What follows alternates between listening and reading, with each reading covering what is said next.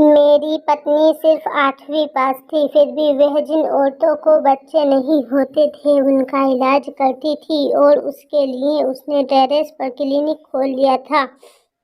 और वह जिस भी बांझ औरत का इलाज करती तो वह औरत प्रेग्नेंट हो जाती। मैं नीचे काउंटर पर काम करता। उसने मुझे कड़क शब्दों में कहा था कि तुम ऊपर बिल्कुल नहीं आओगे क्योंकि ऊपर औरतों का इलाज होता है। और उसकी यह बात मैंने मान भी ली क्योंकि इससे हमें बहुत पैसा मिलता था। पर मुझे हैरानी इस बात की होती थी कि टेरेस पर सिर्फ वह औरतें जा सकती थी जिन्होंने बुर्का पहना हुआ होता था। मुझे मेरी पत्नी पर शक होने लगा और एक दिन मैं बुर्का पहनकर ऊपर टेरेस पर चला गया और सामने जो देखा तो मैं सुन रह गया क्योंकि हमारी स्थिति अच्छी नहीं थी, इसीलिए हमारा गुजर बसर बड़ी मुश्किलों से होता था। मैं पढ़ा लिखा था पर मेरे पास नौकरी नहीं थी और मेरी पत्नी सिर्फ 8वीं पास। पर क्या पता आज कैसे मेरी पत्नी ने एक अकल लड़ाई और टेरिस पर एक क्लिनिक शुरू किया जहां वे उन औरतों का इलाज करती जिन्हें बच्चे नहीं होते थे। साल भर तो कोई ज़्यादा नहीं आता था। उस एक साल में उसके पास बस 2 ही औरतें आई थीं, पर हैरान करने वाली बात यह थी कि वे दोनों ही प्रेग्नेंट हो गईं। धीरे धीरे क्लिनिक पर भीड़ बढ़ने लगी। मेरी पत्नी ऊपर उन औरतों का इलाज करती और मैं नीचे काउंटर संभालता था। एक दिन एक पति पत्नी सुबह सुबह क्लिनिक पहुंचे। मैंने उस औरत को ऊपर जाने के लिए कहा और उसके पति को नीचे ही बैठने के लिए कहा। आधे घंटे से ऊपर हो गया था उसकी पत्नी को ऊपर गए हुए, इसीलिए वे ऊपर जाने की जिद करने लगा। मैंने उससे कहा कि आप ऊपर नहीं जा सकते। मेरी पत्नी मुझे भी ऊपर नहीं जाने देती। यह सुनकर वह चुप बैठ गया। थोड़ी देर बाद 2 औरतें बुर्का पहन कर आई, ऊपर टेरेस पर चली गईं। करीब 2 घंटे बाद उस व्यक्ति की औरत नीचे आई। मैंने गौर से देखा तो उसके हाथों में कोई दवाई नहीं थी, पर चेहरे पर खुशी जरूर थी। दोनों पति पत्नी वहां से चले गए। थोड़ी देर बाद वह दोनों औरतें भी नीचे आईं और चली गईं और उन्हीं के पीछे पीछे मेरी पत्नी नीलम भी नीचे आ गई। उसने अपने चेहरे पर का मास्क हटाया और जो हैंड ग्लव्स थे वो कूड़ेदान में डाल दिए। उसे देखा तो वह भी हल्की सी मुस्कुराई। तभी मैंने पूछा कि नीलम, तुम सिर्फ 8वीं पास हो, फिर कैसे इन औरतों का इलाज करती हो? उस पर उसने कहा कि मेरे लिए बस इतना ही काफ़ी है कि मैं इन ऐसी स्त्रियों के घर टूटने से बचा लेती हूँ। यह सुनकर मैं शांत हो गया। पता नहीं वह मुझसे क्या छुपा रही थी, पर आखिर मैं भी उसका पति हूँ। कम से कम उसे मुझे तो बताना ही चाहिए था ना।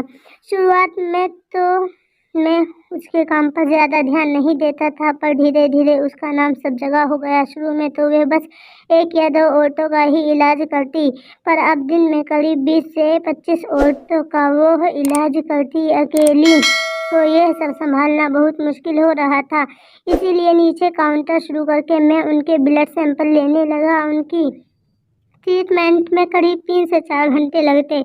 मैं हर बार उससे पूछता कि आखिर तुम किस तरह से इलाज करती हो, और वे हर बार ही टाल देती। मैं कभी कभी सोचता कि उस क्लिनिक में पेशेंट होने पर मुझे जाना मना है, पर पेशेंट ना होने पर भी मेरे लिए सख्त मनाही थी। अपनी पत्नी से ज़्यादा सवाल नहीं कर सकता था क्योंकि मैं काफ़ी सालों से बेरोजगार था और उसकी कमाई से घर चल रहा था। पहले तो 2 वक्त की रोटी मिलना भी मुश्किल थी। उस पर 2 बच्चों की जिम्मेदारी, वह अलग, मैं बेरोजगार था, इसीलिए वह मुझे बार बार ताने मारती। कई बार तुम तो मुझसे लड़कर मायके चली जाती। और फिर उसने खुद कुछ करने की सोची। एक दिन वह मेरे पास आई और मुझसे कहने लगी कि अजय, मुझे क्लिनिक शुरू करना है। तुम सिर्फ 8वीं पास हो, फिर तुम क्लिनिक कैसे शुरू कर सकती हो? वह बोली, तुम चिंता मत करो, जिनके पति बेरोजगार होते हैं उनकी पत्नियां कोई ना कोई रास्ता ढूंढ ही लेती हैं। मैं मुंह टेढ़ा करके वहां से चला गया। आखिर में उसने टेरेस पर के कमरे का क्लिनिक ही खोल लिया। उसने कहा कि मैं जिन औरतों को बच्चे नहीं होते उनका इलाज करूंगी। शुरू शुरू में मैंने उसका बहुत मजाक उड़ाया, पर वे अपने इरादों पर पक्की निकली। मैं पहले यही जानने में लगा रहता कि आखिर वह ये सब कैसे करती है, पर बाद में यही सोचा कि अगर वह ये सब कर भी रही है तो अपने ही घर के लिए। मेरे माता पिता को गए काफ़ी समय बीत गया था। मेरी छोटी बहन सोनी की शादी को 10 साल हो गए थे, पर अभी तक कोई बच्चा नहीं था, जिसके कारण उसका पति उससे बहुत परेशान रहता था और दूसरी शादी करने की धमकी देता। मैं अपनी बहन के बारे में नीलम से बात भी की, पर उसने अनसुना कर दिया। खैर, इसके पीछे की वजह भी थी। शादी से पहले सोनी ने अपनी भाभी का बहुत अपमान किया, उसे नंद के रिश्ते के नाम पर बहुत परेशान किया। मैं भी कई बार अपनी बहन की बातों में आ जाता था और नीलम पर हाथ उठा देता, पर यह सब नीलम को अच्छी तरह से याद था। शायद इसीलिए वे सोनी का इलाज करने के लिए बिल्कुल भी तैयार नहीं थी। नीलम का क्लिनिक बहुत अच्छे से चल रहा था, हमारे पास काफ़ी पैसा आ गया था, पर कभी कभी मैं रात भर यही सोचता रहता कि आखिर नीलम कैसा इलाज करती है और मुझे नींद तक नहीं आती। एक दिन एक बूढ़ा आदमी आया। मैंने उसे नीचे सोफे पर बैठने के लिए कहा और उसकी पत्नी को ऊपर भेज दिया। थोड़ी देर बाद वही दो औरतें बुर्का पहन कर आईं। मैंने उन्हें ऊपर जाने दिया। पता नहीं इन दो औरतों को क्या परेशानी थी जो नीलम दूर नहीं कर पा रही थी, क्योंकि वे दोनों रोज क्लिनिक आती थी। 3-4 घंटे बाद वो नीचे आती और उसी के पीछे पीछे वो औरतें भी आ गईं। वह औरतें जल्द ही वहां से निकलने की तैयारी में थी। तभी मेरी नज़र उन दोनों में से एक के पैरों पर पड़ी। मुझे थोड़ा शक हुआ, क्योंकि उसने आदमी की चप्पल पहन रखी थी। मैंने उससे कहा, आप दोनों कई दिनों से यहाँ आ रही हो, आपकी जो कोई दिक्कत है वह दूर हुई या नहीं? तभी उनमें से एक औरत बोली, हम यहाँ औरतों का इलाज करने आते हैं। अब मेरी समझ आया कि उन औरतों का इलाज यह दोनों करती हैं और नीलम का नाम होता है।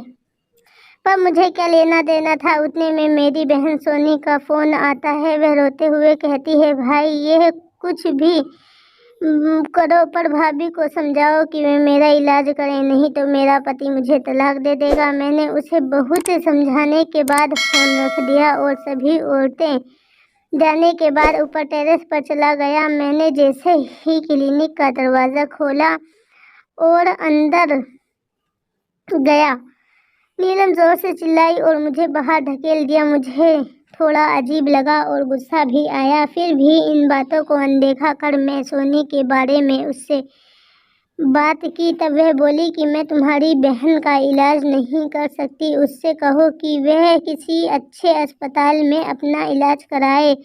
पर आखिर बात क्या है, तुम ऐसा क्यों कर रही हो? वह बिना कुछ बोले हंसकर वहां से चली गई। इसी बात को लेकर कई दिनों तक हम दोनों में बातचीत बंद थी, पर उस पर कोई फर्क नहीं पड़ा।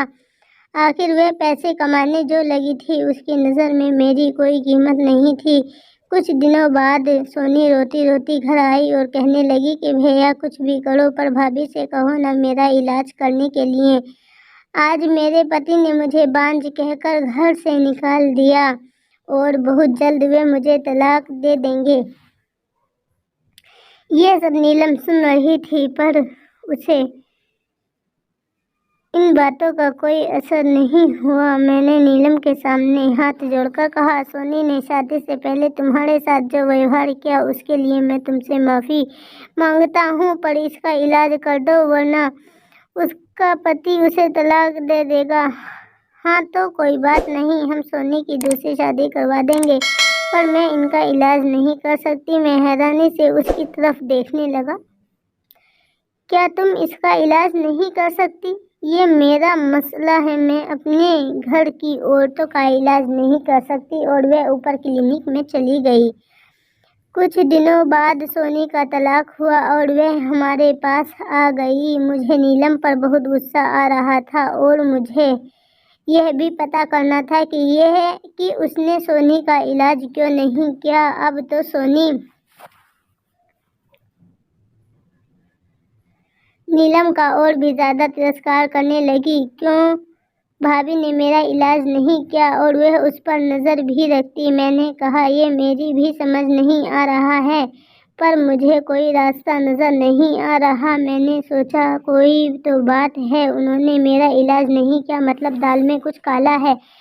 वह लोगों का इलाज नहीं कर रही हैं, तुम्हें धोखा दे रही हैं, पर तुम्हारी आंखों पर तो पट्टी बंधी हुई है। कल तुमने उस बुर्का पहने हुए औरत को देखा, वे औरत नहीं आदमी है। जब भी कोई औरत इलाज कराने आती है तो तुम काउंटर पर उसका ब्लड सैंपल लेते हो, तभी वे दोनों औरतें आती हैं।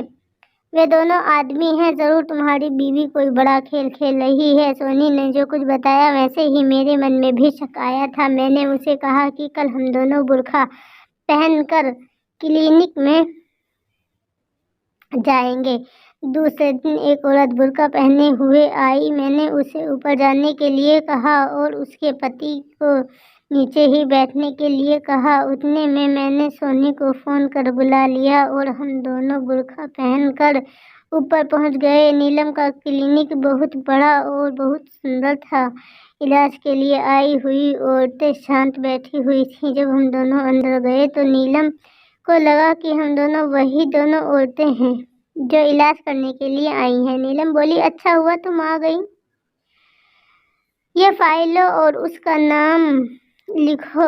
इसका ब्लड ग्रुप बी है और इसे बी वाला ही बच्चा दो। ये सुनकर हम दोनों ने अपने चेहरे पर से बुर्का एक साथ हटाया। हमें देखकर नीलम थोड़ी चौंक गई। मैंने कहा, अब तो तुम्हें बताना ही पड़ेगा कि आखिर तुम क्या और कैसे इलाज करती हो। तब नीलम कहती है, तुम तो बेरोजगार थे, तभी मेरी 2 सहेलियों ने मुझे ऐसी औरतों का इलाज करने के लिए कहा। मेरी सहेली एक NGO चलाती है जहां उन अनाथ बच्चों को संभाला जाता है जिन्हें उनके माँ बाप कूड़े के ढेर में फेंक कर चले जाते थे, या फिर बिन ब्याही लड़कियां भी उस NGO में अपने बच्चों को दे जाया करती थीं। वह उन बच्चों को, जब किसी औरत को बच्चा नहीं होता तो दूसरी शादी करने पर जोर दिया जाता है, या फिर बच्चा गोद लेने पर। इस तरह कितने ही लोगों की गृहस्थी बर्बाद हो जाती है। मेरी सहेली ने उन दोनों को बच्चे दिए थे। जब कभी कोई औरत इलाज कराने आती, मैं उसे साफ बताती कि यहाँ कोई इलाज नहीं किया जाता, मैं कोई इलाज नहीं करती हूँ, पर हाँ, तुम्हें बच्चा जरूर मिलेगा। मैं उस औरत का और उसके पति का ब्लड ग्रुप लेती और 9 महीने बाद इस ब्लड ग्रुप का बच्चा उन्हें दे देती। मैं सोनी का इसलिए इलाज नहीं कर रही थी कि कहीं उसको ये सब पता ना चले। भाभी, अगर आपने मेरा इलाज किया होता तो आज मैं यहाँ ना होती। खैर, अब मैं आपका इस काम में साथ दूंगी क्योंकि यह काम समाज के लिए बहुत ही अच्छा है। इस तरह से जो बच्चे अनाथ हैं उन्हें माँ बाप मिल जाते हैं, और जिन्हें बच्चा नहीं है उन्हें माँ बाप की गोद भर जाती है। इस तरह से कितनी ही औरतों का घर बर्बाद होने से बच जाता है। सोनी और नीलम की आंखों में आंसू आ गए और मुझे मेरी पत्नी पर गर्व महसूस हो रहा था। फ्रेंड्स, हमारी कहानी आपको पसंद आए तो चैनल को सब्सक्राइब कीजिए, वीडियो को लाइक कीजिए। मिलेंगे नेक्स्ट वीडियो में एक दिलचस्प कहानी के साथ।